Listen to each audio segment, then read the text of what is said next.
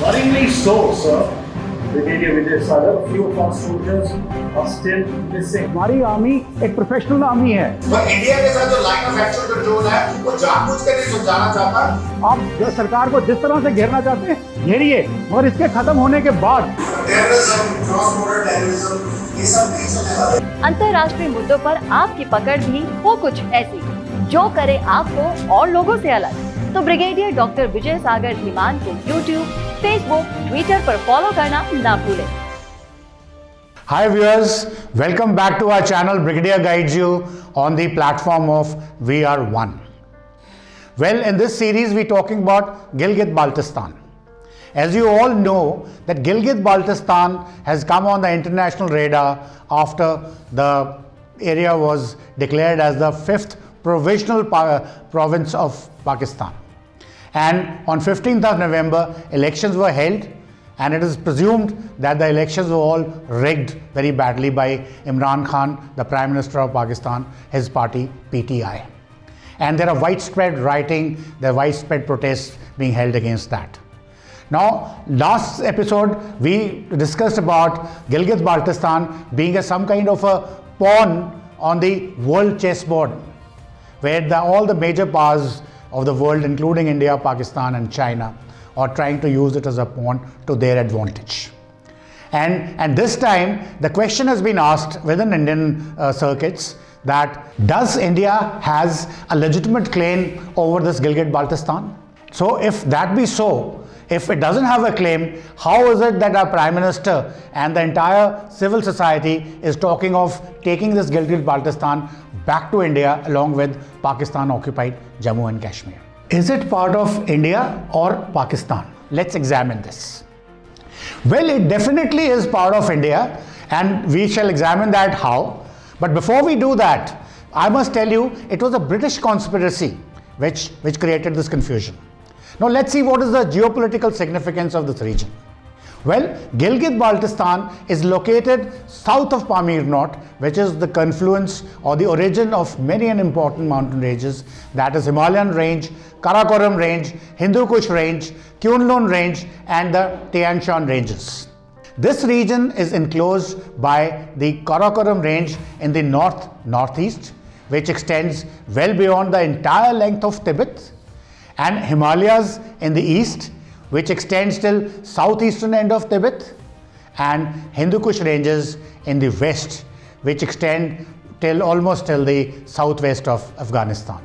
The physical boundary of Gilgit Baltistan is bounded by Khyber Pakhtunkhwa in the west, the Wakhan corridor, that is Afghanistan, in the north, Ladakh in the east, and Pakistan in the south. This region becomes a dead end if one wants to launch a military campaign from the Indian Ocean side or from South Asia towards China, Central Asia, Russia, or even Eurasia or Caucasian region and to enter the Europe. There are a number of difficult passes that have allowed the entry directly into this region. And these passes have been traditionally used by the conquerors, the travelers, the businessmen for centuries to travel both the ways. And this makes this region an entry or the exit point with tremendous strategic significance from the military point of view. Now let's see what is the geostrategic significance of Gilgit Baltistan. As soon as the control of India was taken by the British from the East India Company, they had realized the tremendous geostrategic potential of this region.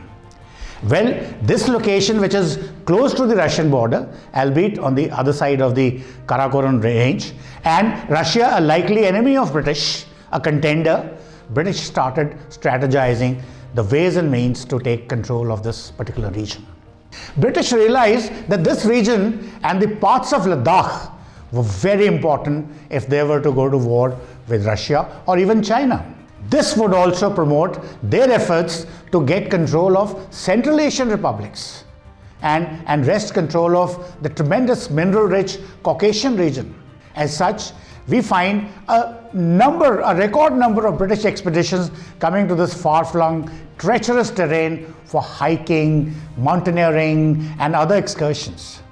Well, they were nothing but the reconnaissance missions launched by the British to learn about the topography, the communication routes, the internal political setup of this particular area, and the study of the demography to be able to acquire comprehensive control of this area at an appropriate time. Well, what all British did in this region all along, there's a long history of the conspiracy. Gilgit Baltistan had been added to the erstwhile state of Jammu and Kashmir by Maharaja Gulab Singh.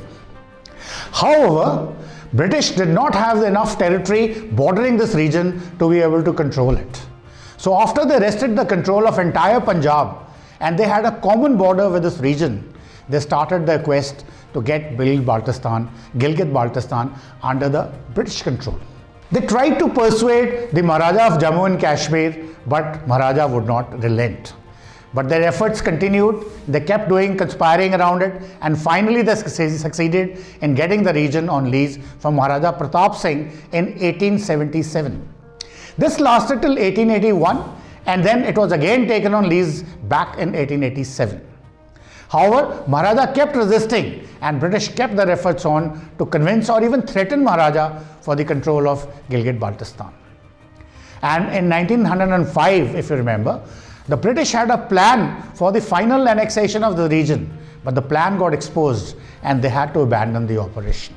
In another bizarre effort to wrest this region, they tried to use the doctrine of lapse to get control of entire Jammu and Kashmir, including Gilgit Baltistan.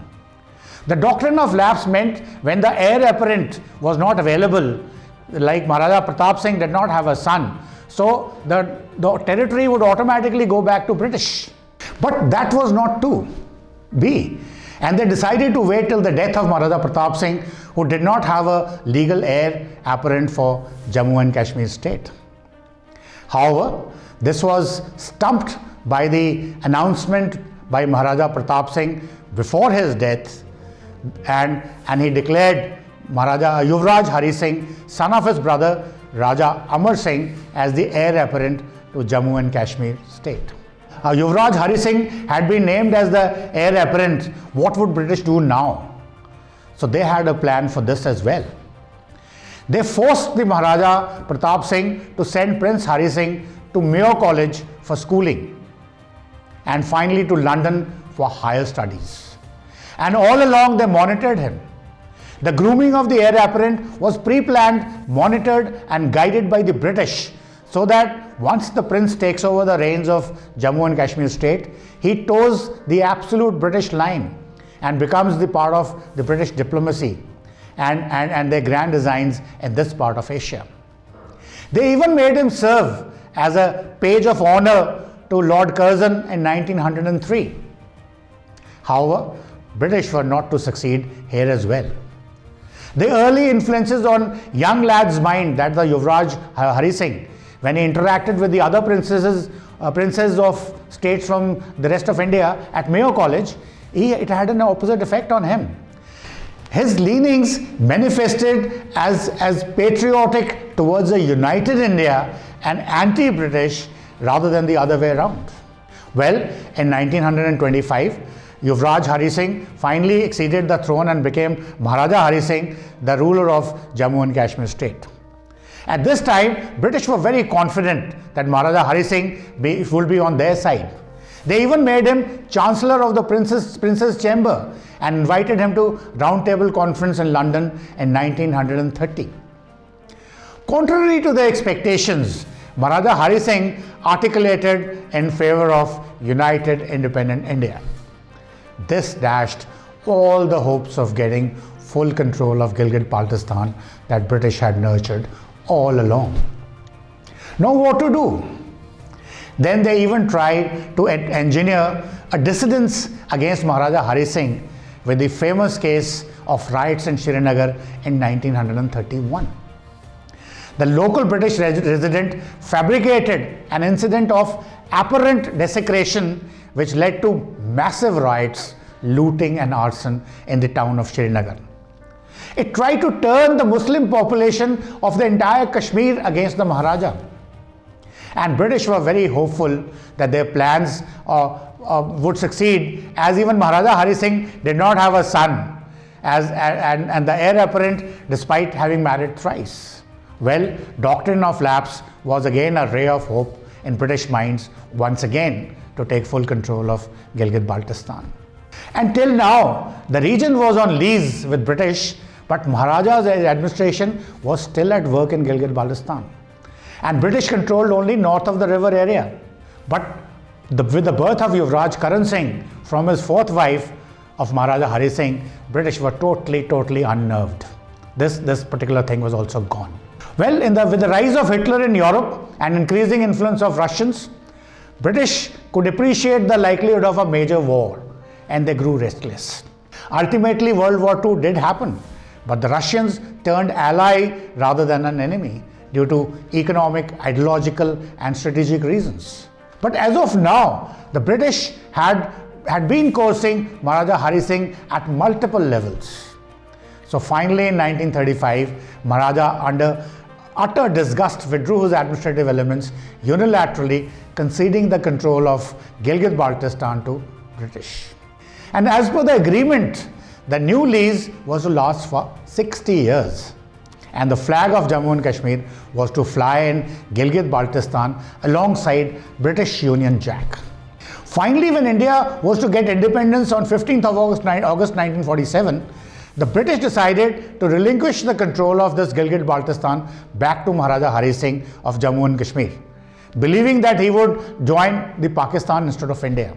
So on 1st of August, Major General Scott, the Chief of Jammu and Kashmir State Forces, flew in Gilgit, the capital of Gilgit Baltistan, with Brigadier Ghansara Singh of Jammu and Kashmir State Forces, and handed over the reins of the region to Brigadier Ghansara Singh. Brigadier Ghansara Singh was now the new governor appointed by Maharaja Hari Singh. So the control of Gilgit Baltistan was back in the realm of Maharaja Hari Singh as part of Jammu and Kashmir. The Gilgit Agency was now protected by Maharaja's force called Imperial Service Troops.